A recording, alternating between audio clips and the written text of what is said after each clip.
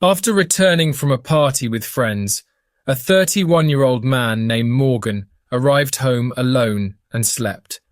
A few minutes later, his roommate wakes up after hearing strange noises, and when she arrives in his room, she finds him between life and death.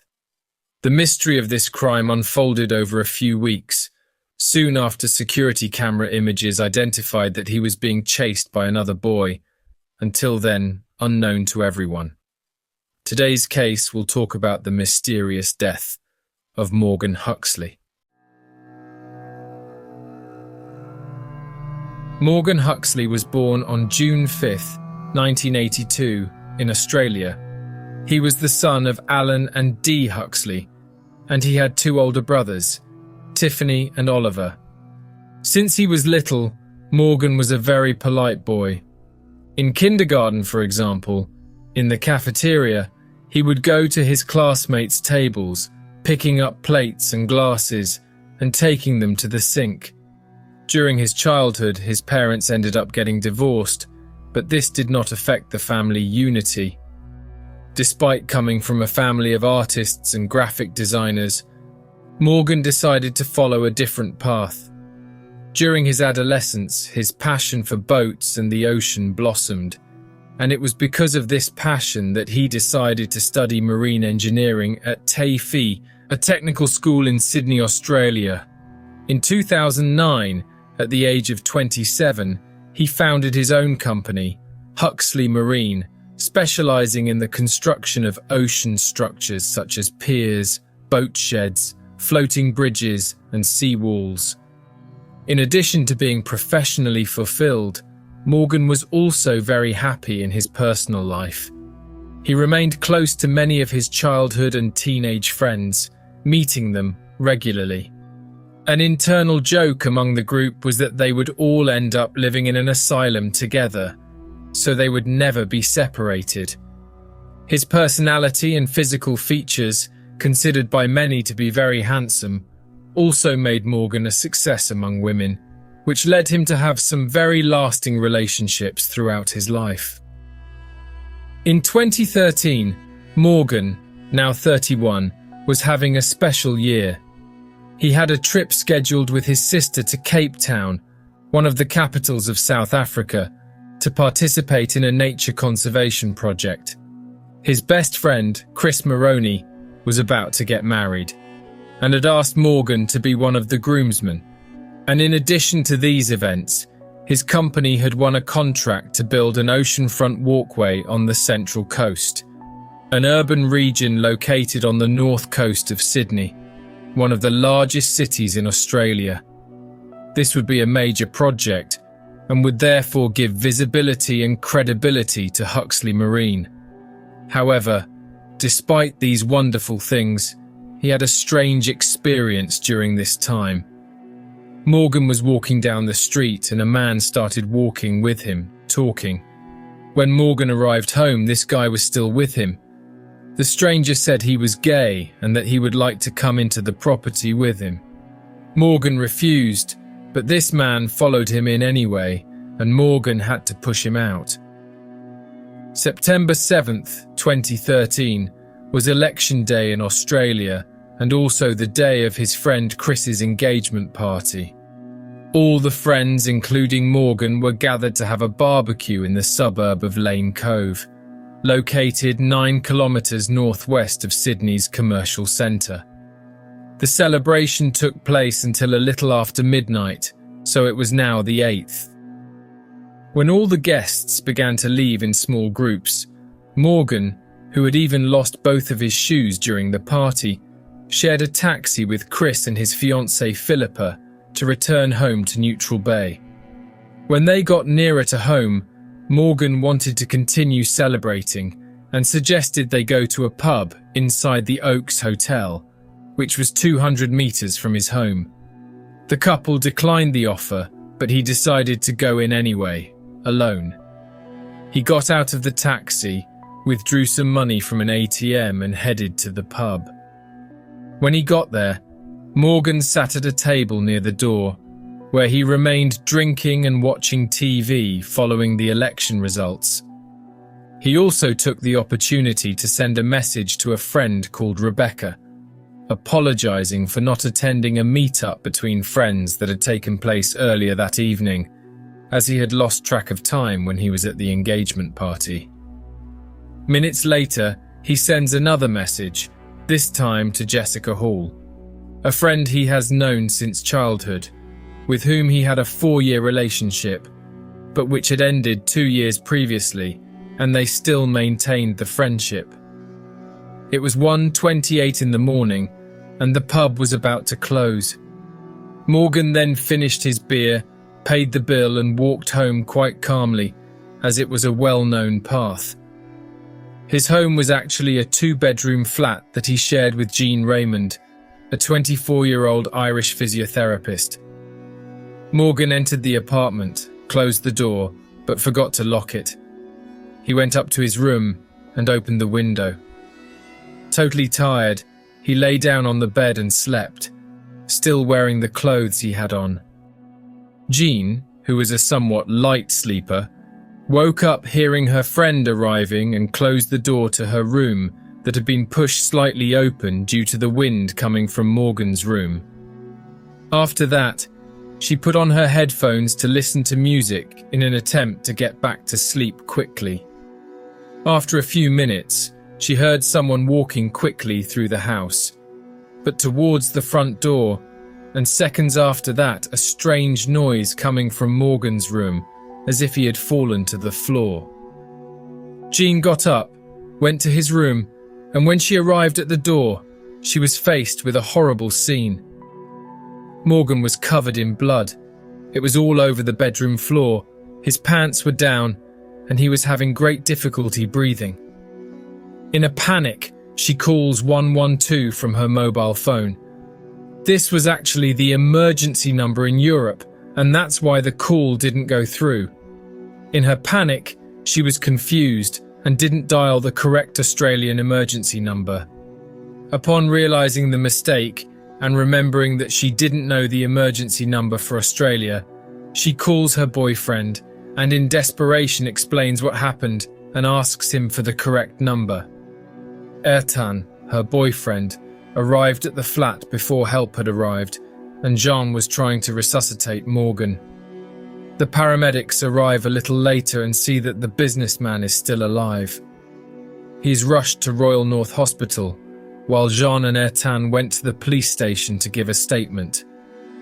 The ambulance took 23 minutes to reach the hospital, and the victim was taken to the emergency room. However, at 3:30 a.m., doctors confirmed his death.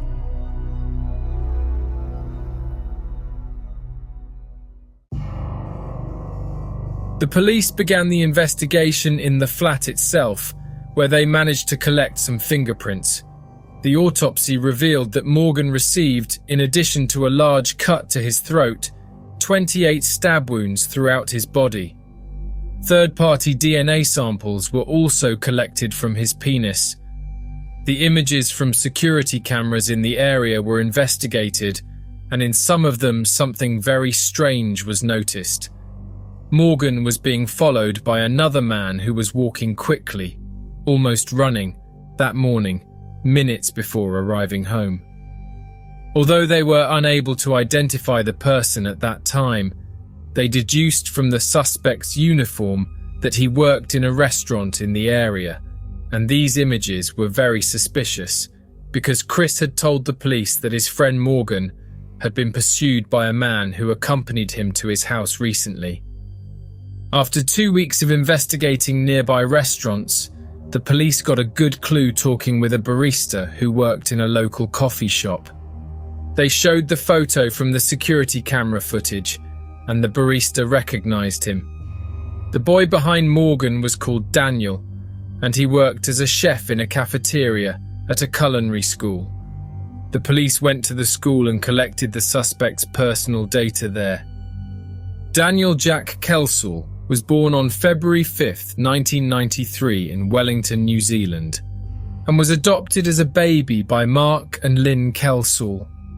The Kelsalls gave the boy and his siblings a home with lots of love, care and attention, as well as financial comfort, as the family had a very successful real estate company. Daniel was an introverted and shy boy, described by many as a typical awkward and harmless nerd.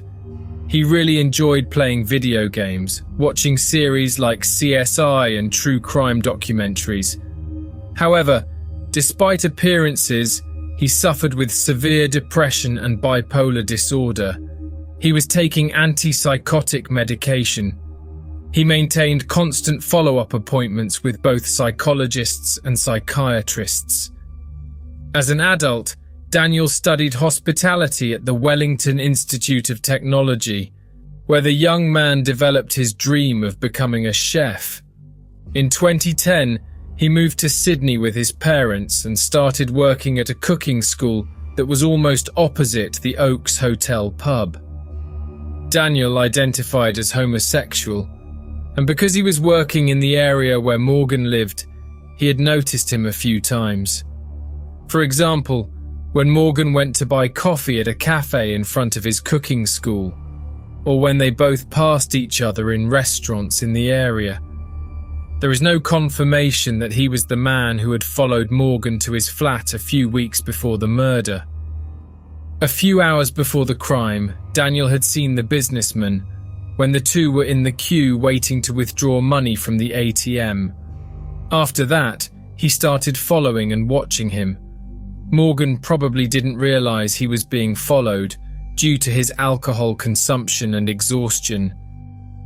At the police station, Daniel, who had no criminal history, remained cooperative throughout the interrogation process, including showing 2 chef's knives that he carried with him. According to him, he and Morgan only had a brief interaction when they were both in line at the ATM. I walked into the convenience store. I then had a small conversation. This guy, Morgan? Yes, Morgan, yes. Morgan asked me if I wanted to use the money at the ATM. He asked you, sorry. He asked me. I replied no and then left. It's cold. Mum always tells me if you're cold, go for a jog. If you're cold, I'm just wondering why you would go that way. That doesn't look like the most direct route. I don't know. I don't. When I get tired, I don't really pay attention to a lot of things. How far did you jog for? Not very far. I might be the only person to tell you where my boss was, but I'm not very good at remembering things. Sorry, you're not very good at remembering things. Not fine details, no. I explained to you that we'd recovered some DNA and fingerprints from the crime scene at his house. Yes, gentlemen. And that I asked you, were you prepared to provide a sample of your DNA and your fingerprints? Yeah. And that you told us that you weren't comfortable? Yeah. Is that correct? Yes, that is correct. He added that he was heading in that direction because he had to return to work to make sure he had turned off the lights, and the reason he was running was because he was cold, and that he did it because his mother always told him to run when he was cold. However, when asked if he could provide a sample of his DNA and fingerprints to compare with what was found in the flat, Daniel said he was not comfortable with that, which raised even more suspicions about him.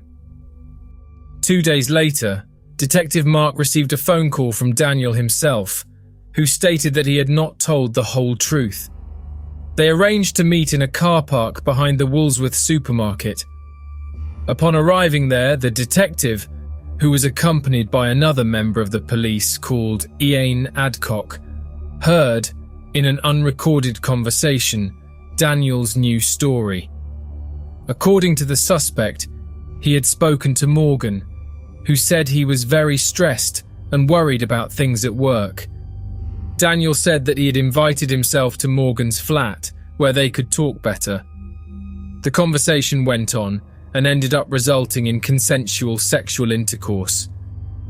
After seeing that Morgan fell asleep, he left the flat and met a blonde woman outside, who seemed to be very irritated, walking towards the apartment.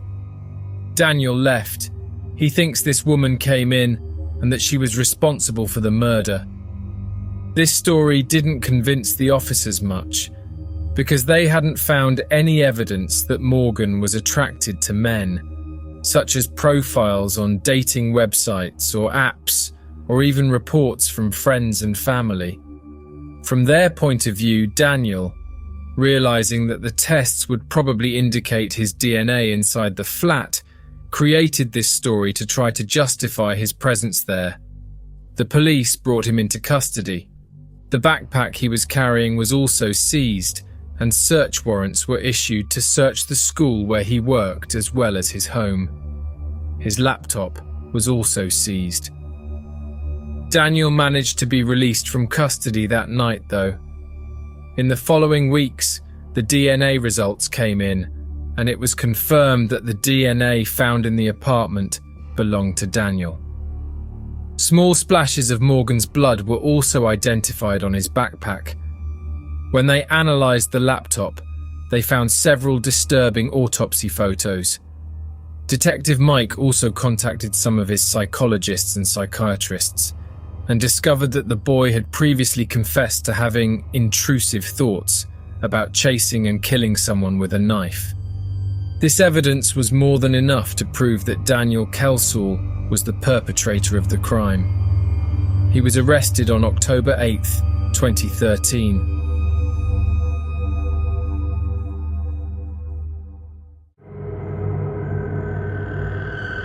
After his arrest, Daniel stopped cooperating with the police. He also went on to state that he was autistic, bipolar, and had compulsive behaviours, which led to him being examined by new health professionals before the trial. One of the psychiatrists who examined him for hours found that Daniel's behaviour did not match that of someone with the disorders he said he had. For example, he used a lot of eye contact in a very penetrating way, something very difficult for a person with autism. Furthermore, he did not exhibit any of the compulsive behaviours he claimed to have. At the end of the process, he was considered fit to stand trial, and added that if he were released, it was likely that he would end up killing someone else. The trial took place in March 2015 and lasted 2 weeks, receiving extensive media coverage due to the impact the case had generated in the country. Even with several pieces of evidence pointing to the contrary, Daniel declared himself innocent of all the crimes he was being accused of. It was during the trial that the media gave him the nickname Baby-Faced Killer due to his youthful appearance. More men came forward to say that they had been followed by a young man in the days before and after the murder. All of them identified Daniel as the perpetrator. The police investigation brought a version of the facts presented by the prosecutor. After Morgan entered the house, Daniel remained outside watching. 15 minutes later, he went to the flat door and knocked twice. Jean, the housemate, despite wearing headphones, could hear the noise. She didn't think it was strange because she thought it was one of Morgan's friends. After Daniel got no response, he realized the door was unlocked and felt safe going inside. He enters, goes up the stairs, finding Morgan sleeping in his room with the door half open. Daniel enters and goes to the bed. He begins to sexually assault him in the most silent and calm way possible, using only his mouth on Morgan's parts. But after a few minutes, Morgan wakes up and tries to react.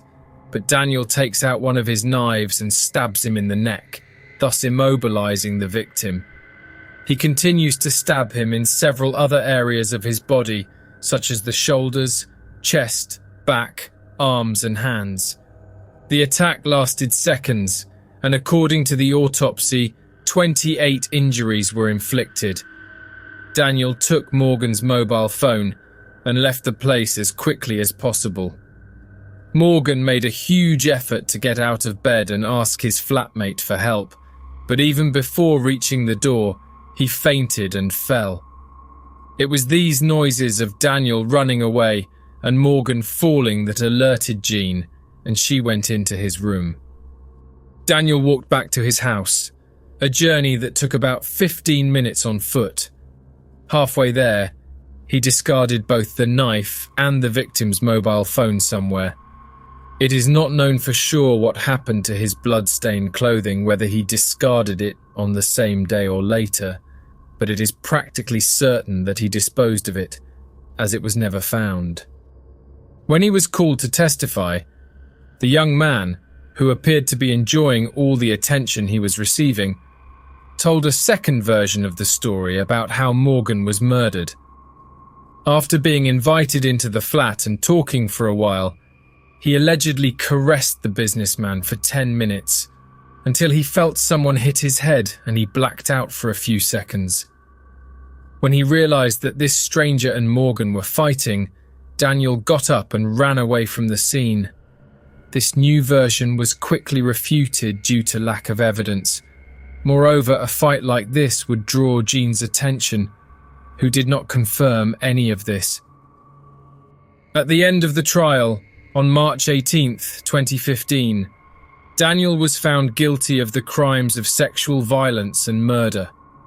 He was sentenced to 40 years in prison, with a minimum term of 30 years before seeking parole.